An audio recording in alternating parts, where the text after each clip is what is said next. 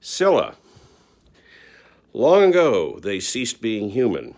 They chose the certainty of devolution over the chance of transcendence, the saltiness of blood over the sweetness of figs. Whatever their reason, tangible is their hunger. From his hiding place in the forest, he hears their many legs, even as they appear to float above the ground.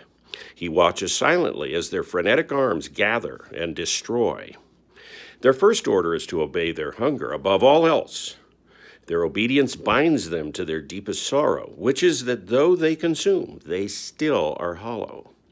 With each cannibalistic act, their ravenous pulse grows stronger, and fulfillment moves farther away. To reach the bridge, the monk must pass through their world. There is no other way.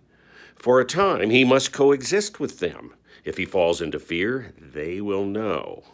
And the journey will end here. He will be consumed by their hunger. To reach the bridge, he must transcend fear. He must overcome the force that rules their existence.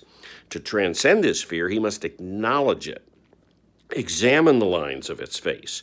Only then can he move through it. Only then will he be intimate enough with it that it will reveal its illusion to him. To pass through here, he must answer his master's riddle. What is it to be human? The answer, he knows, depends upon the test before him. To be human is to be whole, but to fail to see this wholeness. In this, they are human, and their hunger is part of everyone. To pass through here, he must find the still point of wholeness. He concentrates, he becomes still, self-contained, motionless but alert, like a watchful cobra, a hidden lion ready to pounce. He corrals his breath into a narrow and invisible stream. All his thoughts are condensed to the size of a rice grain and hidden in his heart's center, in the secret chamber, the place reserved for great mysteries.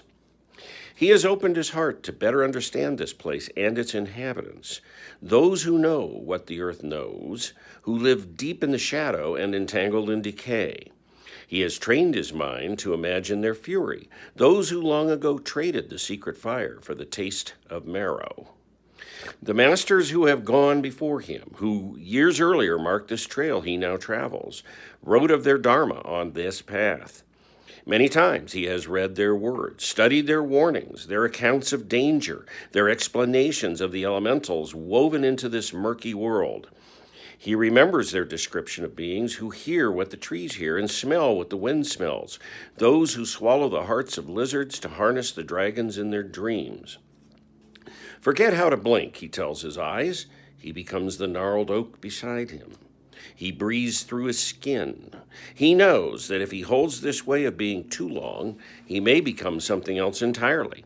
His feet may sprout roots, and his arm may join the vines where life's purpose it is to escape their birthplace and ascend to some higher, brighter existence. He listens. His eyes become ears. His ears become 1,000 eyes. Around him, the rain falls, the fog thickens, and the sounds of the forest invade every crevice of the world. The sensory offerings are intoxicating. They send invitations to climb, to swim, to dance, and to sing, but he resists their temptations. Time stands motionless, spans the reach of eternity. The fog continues its endless wander.